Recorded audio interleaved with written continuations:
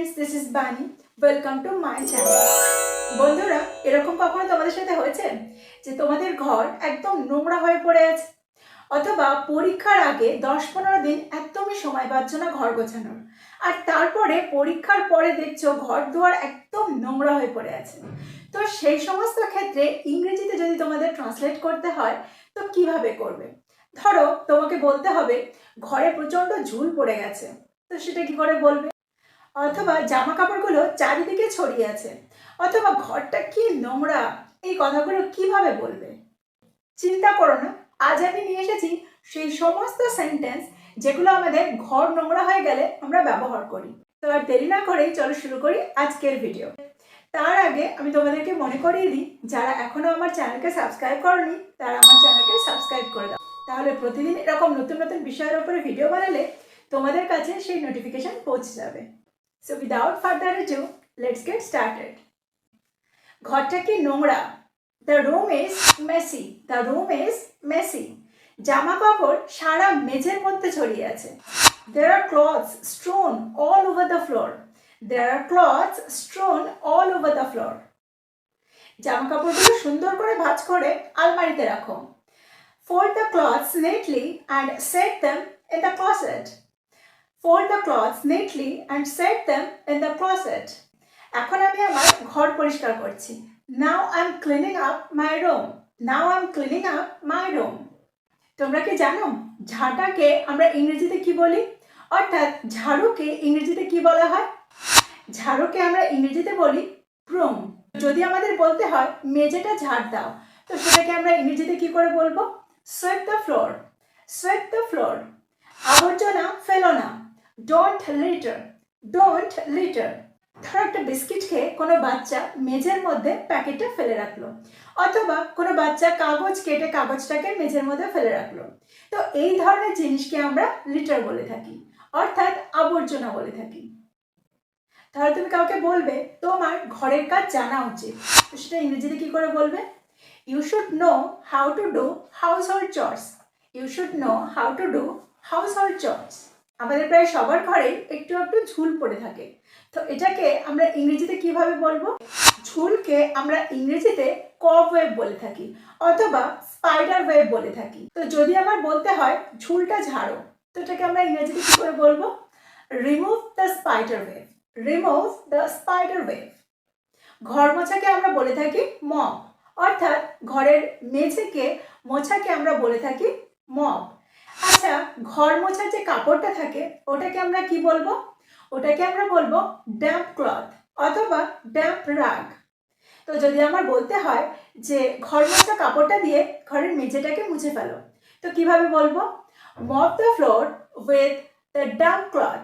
Mop the floor with the damp cloth অথবা damp rag. তোমরা কি জানো ডাস্টপ্যান কোনটাকে বলে? ঘর ঝাড় দেওয়ার সময় ঝাঁটার সাথে আর একটা জিনিসের আমাদের দরকার হয়, যেটার মধ্যে আমরা নোংরাটাকে তুলি। তো ওটাকে আমরা হাতে করে ক্যারি করি, দেখবে একটা প্লাস্টিকের এরকম টাইপের থাকে যেটার মধ্যে আমরা নোংরাটাকে কালেক্ট করি, ওটাকেই বলা হয় ডাস্টপ্যান। যদি আমাদের বলতে হয় ঘর ঝাড় দিয়ে নোংরাটাকে ডাস্টপ্যানে রাখো, তো ওটা আমরা কিভাবে বলবো? Sweep the dirt into the dustpan. Sweep the dirt into the dustpan. বাড়ির সমস্ত নোংরাকে আমরা হাউসহোল্ড ট্রাশ বলে থাকি অথবা রাবিশ বলে থাকি। যদি আমি বলি যে আমি প্রতিদিন বাড়ির নোংরাকে বাইরে ফেলে দিই, তো সেটা ইংরেজিতে কি করে বলবো? I throw out the household trash daily. I throw out the household trash daily. আচ্ছা বলো তো ধুলো ইংরেজি কি? ধুলো ইংরেজি হলো ডাস্ট। যদি আমার বলতে হয় যে কম্পিউটার টেবিলের উপরে এক পর্দা ধুলো জমে গেছে, তো সেটা আমরা ইংরেজিতে কি করে বলবো? A thick layer of dust has built up on the computer table. A thick layer of dust has built up on the computer table. ধরো আমার বলতে হবে যে কিছু নোংরা বাসন সিঙ্কের মধ্যে পড়ে আছে, এটাকে আমরা ইংরেজিতে কি করে বলবো? There are some dirty dishes sitting in the sink. There are some dirty dishes sitting in the sink. আমাকে বাসনগুলো মাজতে হবে। I have to do the dishes. I have to do the dishes. বাসন মাজাকে আমরা ইংরেজিতে do the dishes বলে থাকি। এবার আমরা চলে আসছি জামা কাপড় ধোয়ায়। জামা কাপড় ধোয়াকে ইংরেজিতে আমরা বলি লন্ড্রি। যদি আমাকে বলতে হয় জামা কাপড়গুলো ধুয়ে ফেলো, তো কি বলবো? Do the laundry, do the laundry. জামা কাপড় ধোয়ার পরে যদি আমাদের নিংড়াতে হয়, সেটাকে আমরা ইংরেজিতে কি করে বলবো? সেটাকে আমাদের ইংরেজিতে বলতে হলে বলতে হবে রিং আউট দ্য ক্লথস। ধরো আমি বলছি জামা কাপড়গুলোকে নিংড়াও, wring out the clothes, wring out the clothes. জামা কাপড়গুলোকে শুকাতে দাও, hang out the clothes to dry, hang out the clothes to dry। জামা কাপড়গুলোকে নামিয়ে নাও, take down the clothes, take down the clothes। এবার চলো দেখে আসি ওয়াশরুমটার কি অবস্থা। ওয়াশরুমে গিয়ে তুমি দেখলে ওয়াশরুমের যে ড্রেনটা থাকে ওটার মুখটা আটকে আছে, ওটার মুখটা ধরো চুলে আটকে আছে। তো কি বলবে? অনেক সময় হয় না, বাড়িতে কিছু মেয়েরা থাকলে স্নান করার সময় সেই চুলটা ওই ড্রেনটার মুখের কাছে আটকে থাকে। তো ওটাকে আমরা ইংরেজিতে কি বলবো?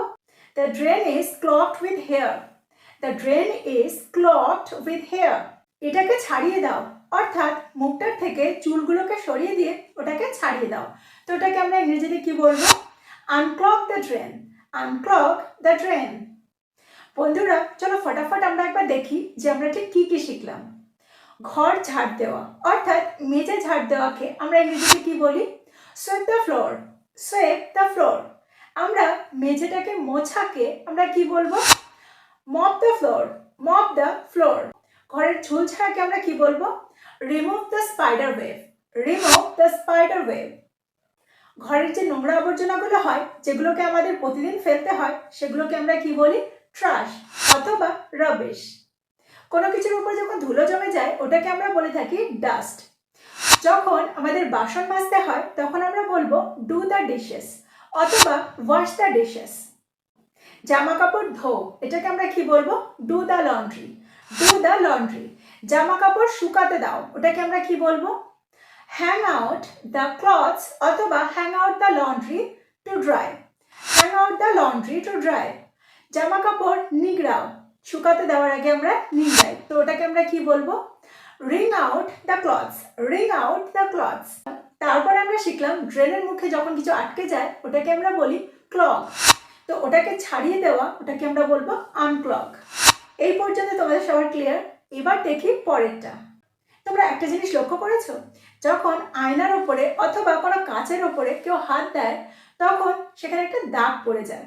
ওটাকে কিন্তু আমরা স্পট বলবো না, ওটাকে আমরা কি বলবো? ওটাকে আমরা ইংরেজিতে স্মাজ বলবো।